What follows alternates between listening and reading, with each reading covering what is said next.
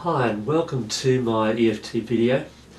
My intention with this video is to give you a demonstration of how the basic recipe is performed so that you can apply it to any emotional issues you'd like to resolve that's holding you back. So let's get started.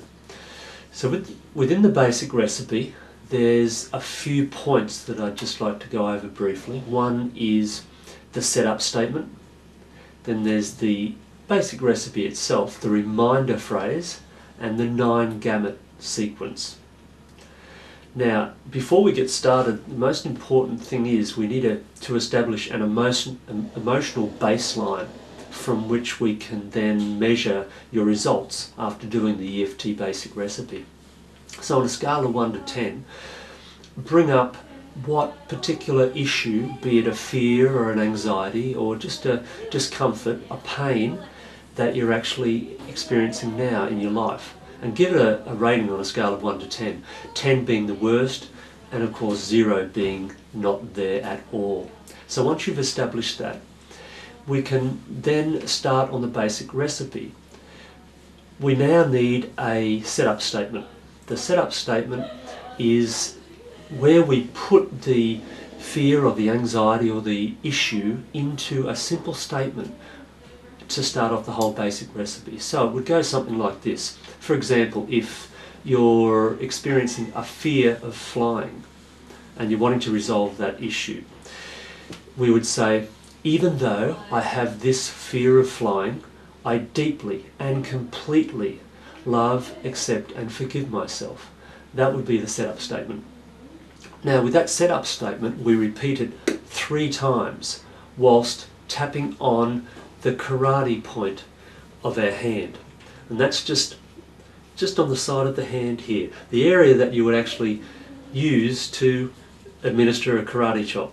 So we use at least 2 fingers on one hand, and on the other hand we tap on the karate point, just like this, about the pressure that you'd be tapping on a door to knock on the door. So as we're tapping on the karate point, we say, even though I have this fear of flying, for example, I deeply and completely love, forgive and accept myself. Now we say that 3 times. After we've said that 3 times, we then go through the basic sequence, which I'll explain to you. As we go through this basic sequence, we need what's called a reminder phrase to keep our focus on the emotional disharmony at hand. So if it was a fear of flying, what we would say as the reminder phrase would be this fear of flying. So the reminder phrase is this fear of flying. So it would go something like this. After saying the setup statement 3 times whilst tapping on the karate point area of the hand, with the 2 fingers we would start on the eyebrow point, just on the inner side of the eyebrow, this fear of flying, and we tap on each point approximately 7 times. Don't have to be exact, but at least 7 times. Then we move to the side of the eye point and we say this fear of flying, and then we go to the under eye point and we say this fear of flying. We go to the under nose point, this fear of flying, approximately 7 times. Then we go to the chin point. It's in this little indent just below the mouth and between the mouth and the chin, this fear of flying. Then we go to the collarbone point. The collarbone point is just under, if you've got this little U-shaped notch just here, and you can feel the collarbones come together. It's just under the edge of the collarbone on either side. So this fear of flying. And the final point is under the armpit, in line with a man to be on line with the nipple and just mid-bra line for ladies, about 4 inches, about 10 centimetres under the armpit, and this fear of flying. Now that's the basic recipe. Karate point, eyebrow point, side of eye, under nose, chin, collarbone and under the arm.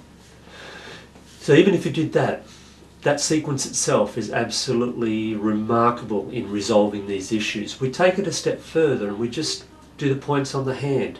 So, holding your hand up this way, just at the base of the nail, we tap just with the 2 fingers, tap on here about 7 times. This is called a thumb point, and it's just on the top side of the thumb when you hold your hand like that, just at the base, around about the base of the nail. We do the same on the index finger, once again saying this fear of flying. So thumb, index finger, middle finger, this fear of flying. We miss out the ring finger and go to the little finger, this fear of flying. So that's the full basic recipe. It's nice to at least initially do the full basic recipe. Now if the problem is very resilient, we take it one step further and do the 9 gamut sequence. I like to do the 9 gamut anyway. It's rather a bizarre combination of actions, but I'll take you through it. So immediately finishing the little finger, we go to the gamut point, which is basically, you had the knuckle on the little finger, the knuckle on the ring finger. It's about 1 centimetre right in between there. So you've got in between those knuckles 1 centimetre down. That's the gamut point. So we're tapping on the gamut point just with the 2 fingers, and we close our eyes for about 3 seconds, open our eyes for about 3 seconds, look hard down to the right, and then hard down to the left without moving the head, and then we trace a circle with our eyes around one way and then around the other way, a full circle, and then we hum happy birthday, and then we count out loud 1, 2, 3, 4, 5, just like that, and then we hum happy birthday again. And that's the 9 gamut sequence. They're 9 individual actions which are bringing into play left and right brain and realigning energy flow within the central nervous system. After the 9 gamut, we go straight back and do the full sequence again, which will be straight back to here. We don't do the karate point this time. We go straight back to the eyebrow, side of eye, under eye, nose, under the nose, under the mouth, the chin point, collarbone, under the arm. And that is the full sequence. We now take a deep breath in and out. And we measure on a scale of 1 to 10 how we feel now. Obviously with a fear, like fear of flying, we won't really know, but one way to tell is to actually imagine yourself getting onto the plane or sitting down whilst the plane is taking off and just gauge how you feel. With other things like pain or like just other individual measurable anxieties, you will be able to tell how you feel. But it's important to measure on a scale of 1 to 10 afterwards how you feel, to see exactly how you've gone with the sequence.